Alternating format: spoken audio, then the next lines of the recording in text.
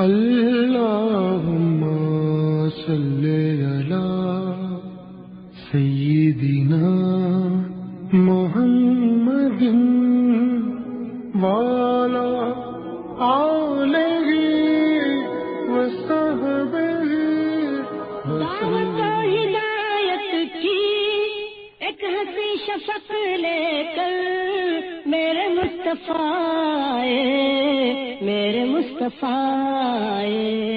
کفر کے اندھیروں میں نور کا طبق لے کر میرے مصطفیٰ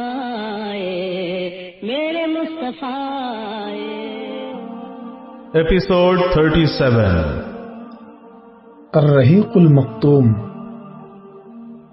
غزوہ احد، انتقامی جنگ کے لیے قریش کی تیاریاں۔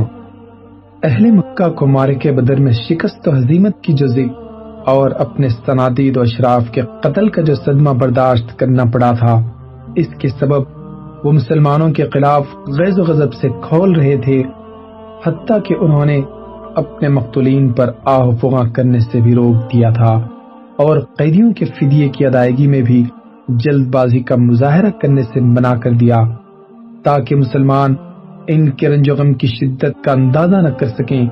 پھر انہوں نے جنگ بدر کے بعد یہ متفقہ فیصلہ کیا کہ مسلمانوں سے ایک بھرپور جنگ لڑ کر اپنا کلیجہ ٹھنڈا کریں اور اپنے جذبہ غیظ و غضب کو تسکین دیں، اور اس کے ساتھ ہی اس طرح کی معرکہ آرائی کی تیاری بھی شروع کر دی۔ اس معاملے میں سرداران قریش میں سے اکرمہ بن ابی جہل، صفوان بن امیہ، ابو سفیان بن حرب اور عبداللہ بن ربیعہ زیادہ پرجوش تھے اور سب سے پیش تھے۔ ان لوگوں نے اس سلسلے میں پہلا کام یہ کیا کہ ابو سفیان کا وہ قافلہ جو جنگ بدر کا باعث بنا تھا اور جسے ابو سفیان بچا کر نکال لے جانے میں کامیاب ہو گیا تھا، اس کا سارا مال جنگی اخراجات کے لیے روک لیا، اور جن لوگوں کا مال تھا ان سے کہا کہ اے قریش کے لوگوں، تمہیں محمد نے سخت دھچکا لگایا ہے صلی اللہ علیہ وسلم، اور تمہارے منتخب سرداروں کو قتل کر ڈالا ہے، لہذا ان سے جنگ کرنے کے لیے اس مال کے ذریعے مدد کرو، ممکن ہے کہ ہم بدلہ چکا لیں۔ قریش کے لوگوں نے اسے منظور کر لیا، چنانچہ یہ سارا مال، جس کی مقدار 1000 اونٹ اور 50,000 دینار تھی، جن کی تیاری کے لیے بیچ ڈالا گیا۔ اسی بارے میں اللہ تعالیٰ نے یہ آیت نازل فرمائی، ان الذین کفروا ينفقون اموالهم لیصدوا عن سبیل اللہ فسینفقونها ثم تکون علیہم حسرۃ ثم یغلبون۔ جن لوگوں نے کفر کیا وہ اپنے اموال اللہ کی راہ سے روکنے کے لیے خرچ کریں گے، تو یہ خرچ تو کریں گے، لیکن پھر یہ ان کے لیے باعث حسرت ہوگا، پھر مغلوب کیے جائیں گے۔ پھر انہوں نے رضاکارانہ جنگی خدمات کا دروازہ کھول دیا کہ جو احابیش، کنانہ اور اہل تہامہ مسلمانوں کے خلاف جنگ میں شریک ہونا چاہیں، وہ قریش کے جھنڈے تلے جمع ہو جائیں۔ انہوں نے اس مقصد کے لیے ترغیب و تحریض کی مختلف صورتیں بھی اختیار کیں، یہاں تک کہ ابو عزہ شاعر، جو جنگ بدر میں قید ہوا تھا اور جس کو رسول اللہ صلی اللہ علیہ وسلم نے یہ عہد لے کر کہ اب وہ آپ کے خلاف کبھی نہ اٹھے گا، ازراہ احسان بلا فدیہ چھوڑ دیا تھا، اسے صفوان بن امیہ نے ابھارا کہ وہ قبائل کو مسلمانوں کے خلاف بھڑکانے کا کام کرے، اور اس سے عہد کیا کہ اگر وہ لڑائی سے بچ کر زندہ و سلامت واپس آ گیا تو اسے مالا مال کر دے گا، ورنہ اس کی لڑکیوں کی کفالت کرے گا۔ چنانچہ ابو عزہ نے رسول اللہ صلی اللہ علیہ وسلم سے کیے ہوئے عہد و پیمان کو پس پش ڈال کر جذبات غیرت و حمیت کو شعلہ زن کرنے والے اشعار کے ذریعے قبائل کو بھڑکانا شروع کر دیا۔ اسی طرح قریش نے ایک اور شاعر مسافہ بن عبد مناف جمحی کو اس مہم کے لیے تیار کیا۔ ادھر ابو سفیان نے غزوہ سویق سے ناکام و نامراد بلکہ سامان رسد کی ایک بہت بڑی مقدار سے ہاتھ دھو کر واپس آنے کے بعد مسلمانوں کے خلاف لوگوں کو ابھارنے اور بھڑکانے میں کچھ زیادہ ہی سرگرمی دکھائی۔ پھر اخیر میں سریہ زید بن حارثہ کے واقعے سے قریش کو جس سنگین اور اقتصادی طور پر کمر توڑ خسارے سے دوچار ہونا پڑا اور انہیں جس قدر بے اندازہ رنج و الم پہنچا، اس نے آگ پر تیل کا کام کیا، اور اس کے بعد مسلمانوں سے ایک فیصلہ کن جنگ لڑنے کے لیے قریش کی تیاری کی رفتار میں بڑی تیزی آ گئی۔ قریش کا لشکر، سامان جنگ اور کمان۔ چنانچہ سال پورا ہوتے ہوتے قریش کی تیاری مکمل ہو گئی۔ ان کے اپنے افراد کے علاوہ ان کے حلیفوں اور احابیش کو ملا کر مجموعی طور پر کل 3000 فوج تیار ہوئی۔ قائدین قریش کی رائے ہوئی کہ اپنے ساتھ عورتیں بھی لے چلیں تاکہ حرمت و ناموس کی حفاظت کا احساس کچھ زیادہ ہی جذبہ جان سپاری کے ساتھ لڑنے کا سبب بنے۔ لہذا اس لشکر میں ان کی عورتیں بھی شامل ہوئیں، جن کی تعداد 15 تھی۔ سواری و بار برداری کے لیے 3000 اونٹ تھے اور رسالے کے لیے 200 گھوڑے۔ ان گھوڑوں کو تازہ دم رکھنے کے لیے انہیں پورے راستے بازو میں لے جایا گیا، یعنی ان پر سواری نہیں کی گئی۔ حفاظتی ہتھیاروں میں 700 زرہیں تھیں۔ ابو سفیان کو پورے لشکر کا سپہ سالار مقرر کیا گیا۔ رسالے کی کمان خالد بن ولید کو دی گئی اور اکرمہ بن ابی جہل کو ان کا معاون بنایا گیا۔ پرچم مقررہ دستور کے مطابق قبیلے بنی عبددار کے ہاتھ میں دیا گیا۔ مکی لشکر کی روانگی۔ اس بھرپور تیاری کے بعد مکی لشکر نے اس حالت میں مدینے کا رخ کیا کہ مسلمانوں کے خلاف غم و غصہ اور انتقام کا جذبہ ان کے دلوں میں شعلہ بن کر بھڑک رہا تھا، اور یہ عنقریب پیش آنے والی جنگ کی خونریزی اور شدت کا پتہ دے رہا تھا۔ مدینے میں اطلاع۔ حضرت عباس رضی اللہ عنہ قریش کی ساری نقل و حرکت اور جنگی تیاریوں کا بڑی چابک دستی اور گہرائی سے مطالعہ کر رہے تھے۔ چنانچہ جوں ہی یہ لشکر حرکت میں آیا، حضرت عباس نے اس کی ساری تفصیلات پر مشتمل ایک خط فوراً نبی صلی اللہ علیہ وسلم کی خدمت میں روانہ فرما دیا۔ حضرت عباس کا قاصد پیغام رسانی میں نہایت پرتیلا ثابت ہوا۔ اس نے مکے سے مدینے تک کوئی 500 کلومیٹر کی مسافت 3 دن میں طے کر کے ان کا خط نبی صلی اللہ علیہ وسلم کے حوالے کیا۔ اس وقت آپ مسجد قباء میں تشریف فرما تھے۔ یہ خط حضرت ابی بن کعب نے نبی صلی اللہ علیہ وسلم کو پڑھ کر سنایا۔ آپ صلی اللہ علیہ وسلم نے انہیں رازداری برتنے کی تاکید کی اور جھٹ مدینہ تشریف لا کر انصار و مہاجرین کے قائدین سے صلح و مشورہ کیا۔ ہنگامی صورتحال کے مقابلے کی تیاری۔ اس کے بعد مدینے میں عام لام بندی کی کیفیت پیدا ہو گئی۔ لوگ کسی بھی اچانک صورتحال سے نمٹنے کے لیے ہمہ وقت ہتھیار بند رہنے لگے، حتیٰ کہ نماز میں بھی ہتھیار جدا نہیں کیا جاتا تھا۔ ادھر انصار کا ایک مختصر سا دستہ جس میں سعد بن معاذ، اسید بن حذیر اور سعد بن عبادہ تھے، رسول اللہ صلی اللہ علیہ وسلم کی نگرانی پر تعینات ہو گیا۔ یہ لوگ ہتھیار پہن کر ساری رات رسول اللہ صلی اللہ علیہ وسلم کے دروازے پر گزار دیتے۔ کچھ اور دستے اس خطرے کے پیش نظر کہ غفلت کی حالت میں اچانک کوئی حملہ نہ ہو جائے، مدینے میں داخلے کے مختلف راستوں پر تعینات ہو گئے۔ چند دیگر دستوں نے دشمن کی نقل و حرکت کا پتہ لگانے کے لیے تلایا گردی شروع کر دی۔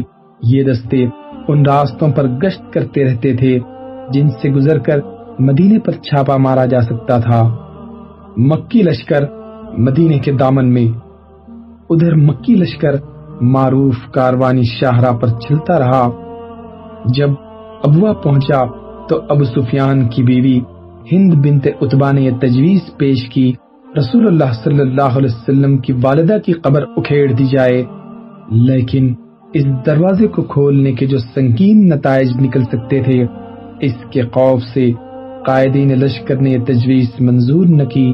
اس کے بعد لشکر نے اپنا سفر بدستور جاری رکھا، یہاں تک کہ مدینے کے قریب پہنچ کر پہلے وادی عقیق سے گزرا، پھر کسی قدر داہنے جانب کترا کر کوہ احد کے قریب عینین نامی ایک مقام پر، جو مدینے کے شمال میں وادی قناطہ کے کنارے ایک بنجر زمین ہے، پر پڑاؤ ڈال دیا۔ یہ جمعہ 6 شوال 3 ہجری کا واقعہ ہے۔ مدینے کی دفاعی حکمت عملی کے لیے مجلس شورا کا اجلاس۔ مدینے کے ذرائع اطلاعات مکی لشکر کی ایک ایک قبر مدینہ پہنچا رہے تھے، حتیٰ کہ اس کے پڑاؤ کی بابت آخری قبر بھی پہنچا دی۔ اس وقت رسول اللہ صلی اللہ علیہ وسلم نے فوجی ہائی کمان کی مجلس شورا منعقد فرمائی، جس میں مناسب حکمت عملی اختیار کرنے کے لیے صلح مشورہ کرنا تھا۔ آپ صلی اللہ علیہ وسلم نے انہیں اپنا دیکھا ہوا ایک خواب بتلایا۔ آپ صلی اللہ علیہ وسلم نے بتلایا کہ واللہ میں نے ایک بھلی چیز دیکھی۔ میں نے دیکھا کہ کچھ گائیں ذبح کی جا رہی ہیں، اور میں نے دیکھا کہ میری تلوار کے سرے پر کچھ شکستگی ہے، اور یہ بھی دیکھا کہ میں نے اپنا ہاتھ ایک محفوظ زرہ میں داخل کیا ہے۔ پھر آپ صلی اللہ علیہ وسلم نے گائے کی یہ تعبیر بتلائی کہ کچھ صحابہ رضی اللہ عنہم قتل کیے جائیں گے۔ تلوار میں شکستگی کی یہ تعبیر بتلائی کہ آپ صلی اللہ علیہ وسلم کے گھر کا کوئی آدمی شہید ہوگا، اور محفوظ زرہ کی یہ تعبیر بتلائی کہ اس سے مراد شہر مدینہ ہے۔ پھر آپ صلی اللہ علیہ وسلم نے صحابہ اکرام کے سامنے دفاعی حکمت عملی کے متعلق اپنی رائے پیش کی کہ مدینے سے باہر نہ نکلیں، بلکہ شہر کے اندر ہی قلعہ بند ہو جائیں۔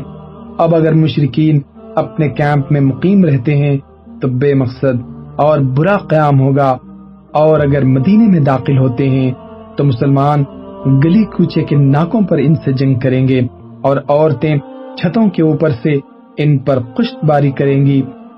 یہی صحیح رائے تھی، اور اسی رائے سے عبداللہ بن ابی راس المنافقین نے بھی اتفاق کیا، جو اس مجلس میں خزرج کے ایک سرکردہ نمائندے کی حیثیت سے شریک تھا، لیکن اس کے اتفاق کی بنیاد یہ نہ تھی کہ جنگی نقطہ نظر سے یہی صحیح موقف تھا، بلکہ اس کا مقصد یہ تھا کہ وہ جنگ سے دور بھی رہے اور کسی کو اس کا احساس بھی نہ ہو۔ لیکن اللہ کو کچھ اور ہی منظور تھا۔ اس نے چاہا کہ یہ شخص اپنے رفقا سمیت پہلی بار سرعام رسوا ہو جائے، اور ان کے کفر و نفاق پر جو پردہ پڑا ہوا ہے وہ ہٹ جائے، اور مسلمانوں کو اپنے مشکل ترین وقت میں معلوم ہو جائے کہ ان کی آستین میں کتنے سانپ رینگ رہے ہیں۔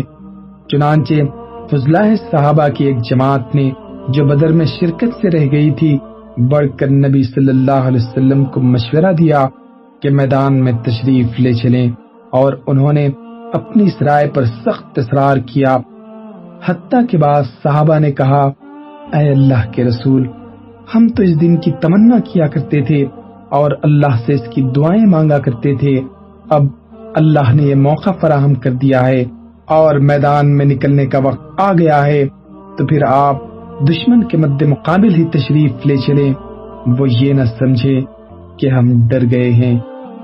ان گرم جوش حضرات میں خود رسول اللہ صلی اللہ علیہ وسلم کے چچا حضرت حمزہ بن عبد المطلب سر فہرست تھے، جو معرکہ بدر میں اپنی تلوار کا جوہر دکھلا چکے تھے۔ انہوں نے نبی صلی اللہ علیہ وسلم سے عرض کی کہ اس ذات کی قسم جس نے آپ پر کتاب نازل کی، میں کوئی غذا نہ چکھوں گا یہاں تک کہ مدینے سے باہر اپنی تلوار کے ذریعے ان سے 2 ہاتھ کر لوں۔ رسول اللہ صلی اللہ علیہ وسلم نے ان لوگوں کے اصرار کے سامنے اپنی رائے ترک کر دی، اور آخری فیصلہ یہی ہوا کہ مدینے سے باہر نکل کر کھلے میدان میں معرکہ آرائی کی جائے۔ اسلامی لشکر کی ترتیب اور میدان جنگ کے لیے روانگی۔ اس کے بعد نبی صلی اللہ علیہ وسلم نے جمعہ کی نماز پڑھائی تو واعظ و نصیحت کی، جد و جہد کی ترغیب دی، اور بتلایا کہ صبر اور ثابت قدمی ہی سے غلبہ حاصل ہو سکتا ہے۔ ساتھ ہی حکم دیا کہ کہ دشمن سے مقابلے کے لیے تیار ہو جائیں۔ یہ سن کر لوگوں میں خوشی کی لہر دوڑ گئی۔ اس کے بعد جب آپ صلی اللہ علیہ وسلم نے عصر کی نماز پڑھی تو اس وقت تک لوگ جمع ہو چکے تھے، اوالا کے باشندے بھی آ چکے تھے۔ نماز کے بعد آپ اندر تشریف لے گئے، ساتھ میں ابو بکر و عمر بھی تھے۔ انہوں نے آپ کے سر پر امامہ باندھا اور لباس پہنایا۔ آپ صلی اللہ علیہ وسلم نے نیچے اوپر 2 زرہیں پہنی، تلوار حمائل کی اور ہتھیار سے آراستہ ہو کر لوگوں کے سامنے تشریف لائے۔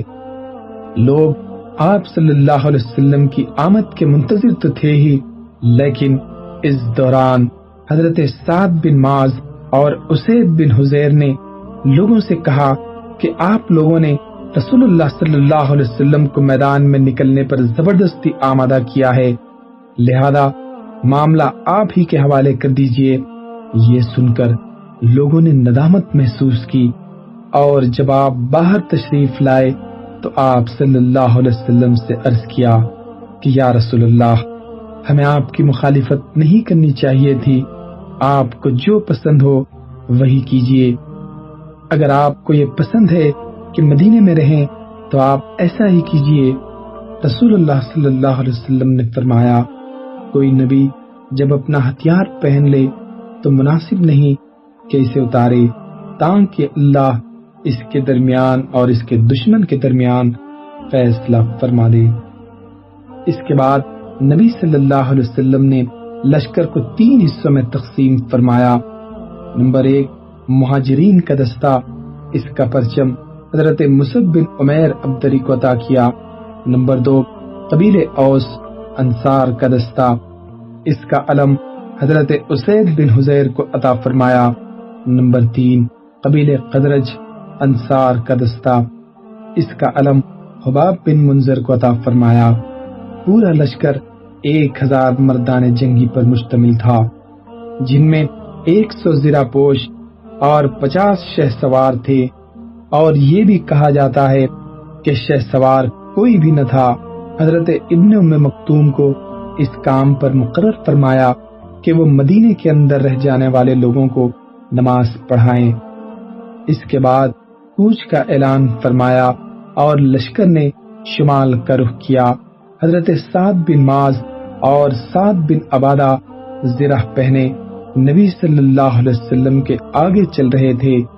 سنیت الوداع سے آگے بڑھے تو ایک دستہ نظر آیا جو نہایت عمدہ ہتھیار پہنے ہوئے تھا اور پورے لشکر سے الگ تھلگ تھا۔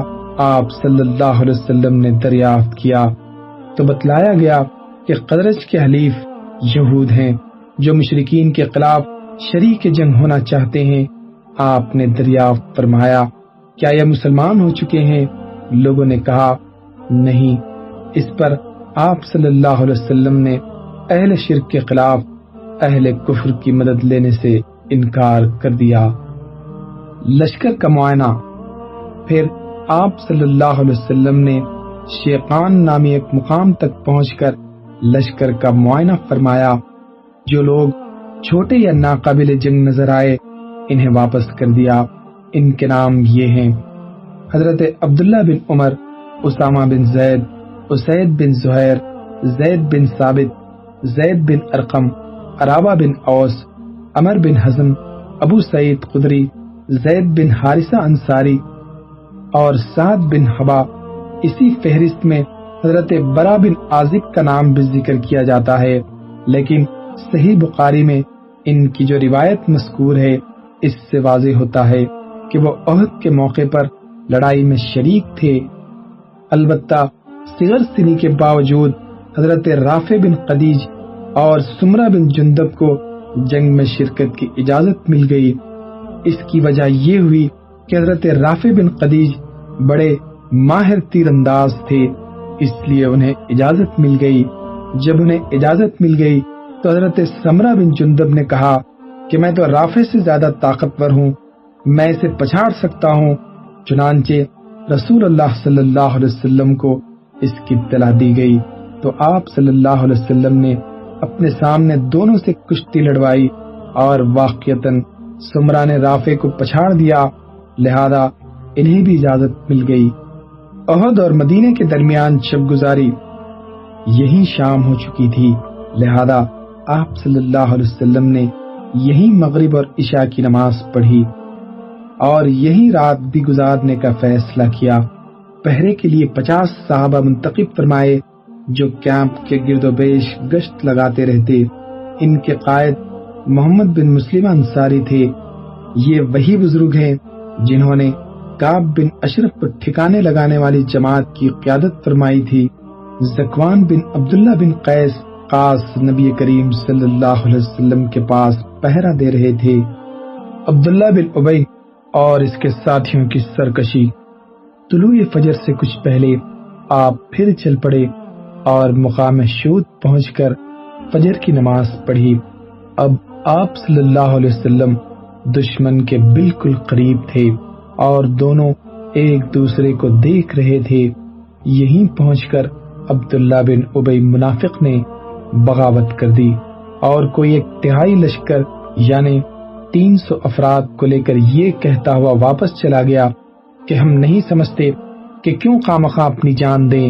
اس نے اس بات پر بھی احتجاج کا مظاہرہ کیا کہ رسول اللہ صلی اللہ علیہ وسلم نے اس کی بات نہیں مانی اور دوسروں کی بات مان لی۔ یقیناً اس علیحدگی کا سبب وہ نہیں تھا جو اس منافق نے ظاہر کیا تھا کہ رسول اللہ صلی اللہ علیہ وسلم نے اس کی بات نہیں مانی، کیونکہ اس صورت میں جیش نبوی کے ساتھ یہاں تک اس کے آنے کا سوال ہی پیدا نہیں ہوتا۔ اسے لشکر کی روانگی کے پہلے ہی قدم پر الگ ہو جانا چاہیے تھا۔ اس لیے حقیقت وہ نہیں جو اس نے ظاہر کی تھی، بلکہ حقیقت یہ تھی کہ وہ اس نازک موڑ پر الگ ہو کر اسلامی لشکر میں ایسے وقت اضطراب اور کھلبلی مچانا چاہتا تھا جب دشمن اس کی ایک ایک نقل و حرکت دیکھ رہا ہو، تاکہ ایک طرف تو عام فوجی نبی صلی اللہ علیہ وسلم کا ساتھ چھوڑ دیں اور جو باقی رہ جائیں ان کے حوصلے ٹوٹ جائیں، اور دوسری طرف اس منظر کو دیکھ کر دشمن کی ہمت بندھے اور اس کے حوصلے بلند ہوں۔ لہذا یہ کاروائی نبی صلی اللہ علیہ وسلم اور ان کے مخلص ساتھیوں کے خاتمے کی ایک مؤثر تدبیر تھی، جس کے بعد اس منافق کو توقع تھی کہ اس کی اور اس کے رفقا کی سرداری اور سربراہی کے لیے میدان صاف ہو جائے گا۔ قریب تھا کہ یہ منافق اپنے بعض مقاصد کی براری میں کامیاب ہو جاتا، کیونکہ مزید 2 جماعتوں یعنی قبیل اوس میں سے بنو حارثہ اور قبیل قدرت میں سے بنو سلمہ کے قدم بھی اکھڑ چکے تھے اور وہ واپسی کی سوچ رہے تھے، لیکن اللہ تعالی نے ان کی دستگیری کی اور یہ دونوں جماعتیں اضطراب اور ارادہ واپسی کے بعد جم گئیں۔ انہی کے متعلق اللہ تعالی کا ارشاد ہے، اذ حمت طائفتان منکم ان تفشلا واللہ ولیہما وعلی اللہ فلیتوکل المؤمنون۔ جب تم میں سے 2 جماعتوں نے قصد کیا کہ بزدلی اختیار کریں اور اللہ ان کا ولی ہے اور مومنوں کو اللہ ہی پر بھروسہ کرنا چاہیے۔ بہرحال منافقین نے واپسی کا فیصلہ کیا۔ اس نازک ترین موقع پر حضرت جابر کے والد حضرت عبداللہ بن حرام نے انہیں ان کا فرض یاد دلانا چاہا، چنانچہ موصوف انہیں ڈانٹتے ہوئے واپسی کی ترغیب دیتے ہوئے اور یہ کہتے ہوئے ان کے پیچھے پیچھے چلے کہ آؤ اللہ کی راہ میں لڑو یا دفاع کرو، مگر انہوں نے جواب میں کہا، اگر ہم جانتے کہ آپ لوگ لڑائی کریں گے تو ہم واپس نہ ہوتے۔ یہ جواب سن کر حضرت عبداللہ بن حرام یہ کہتے ہوئے واپس ہوئے کہ او اللہ کے دشمنوں، تم پر اللہ کی مار، یاد رکھو اللہ اپنے نبی کو تم سے مستغنی کر دے گا۔ انہی منافقین کے بارے میں اللہ تعالیٰ کا ارشاد ہے، اور تاکہ اللہ انہیں بھی جان لے جنہوں نے منافقت کی، اور ان سے کہا گیا کہ آؤ اللہ کی راہ میں لڑائی کرو یا دفاع کرو، تو انہوں نے کہا کہ اگر ہم لڑائی جانتے تو یقیناً تمہاری پیروی کرتے۔ یہ لوگ آج ایمان کی بنسبت کفر کے زیادہ قریب ہیں، منہ سے ایسی بات کہتے ہیں جو دل میں نہیں ہے، اور یہ جو کچھ چھپاتے ہیں اللہ اسے جانتا ہے۔ بقیہ اسلامی لشکر دامن احد میں۔ اس بغاوت اور واپسی کے بعد رسول اللہ صلی اللہ علیہ وسلم نے باقی ماندہ لشکر کو لے کر، جس کی تعداد 700 تھی، دشمن کی طرف قدم بڑھایا۔ دشمن کا پڑاؤ آپ کے درمیان اور احد کے درمیان کئی سمت سے حائل تھا، اس لیے آپ صلی اللہ علیہ وسلم نے دریافت کیا کہ کوئی آدمی ہے جو ہمیں دشمن کے پاس سے گزرے بغیر کسی قریبی راستے سے لے چلے؟ اس کے جواب میں ابو قیسمہ نے عرض کیا، یا رسول اللہ، میں اس خدمت کے لیے حاضر ہوں۔ پھر انہوں نے ایک مختصر سا راستہ اختیار کیا جو مشرکین کے لشکر کو مغرب کی سمت چھوڑتا ہوا بنی حارثہ کے ہرہ اور کھیتوں سے گزرتا تھا۔ اس راستے سے جاتے ہوئے لشکر کا گزر مربع بن قیزی کے باغ سے ہوا۔ یہ شخص منافق بھی تھا اور نابینا بھی۔ اس نے لشکر کی آمد محسوس کی تو مسلمانوں کے چہروں پر دھول پھینکنے لگا اور کہنے لگا، اگر آپ اللہ کے رسول ہیں تو یاد رکھیں کہ آپ کو میرے باغ میں آنے کی اجازت نہیں۔ لوگ اسے قتل کرنے کو لپکے، لیکن آپ صلی اللہ علیہ وسلم نے فرمایا، اسے قتل نہ کرو، یہ دل اور آنکھ دونوں کا اندھا ہے۔ پھر رسول اللہ صلی اللہ علیہ وسلم نے آگے بڑھ کر وادی کے آخری سرے پر واقع احد پہاڑ کی گھاٹی میں نزول فرمایا اور وہیں اپنے لشکر کا کیمپ لگوایا۔ سامنے مدینہ تھا اور پیچھے احد کا بلند و بالا پہاڑ۔ اس طرح دشمن کا لشکر مسلمانوں اور مدینے کے درمیان حد فاصل بن گیا۔ اللہم صلی علی محمد وعلی آلہ وصحبہ وسلم۔ اللہم صلی علی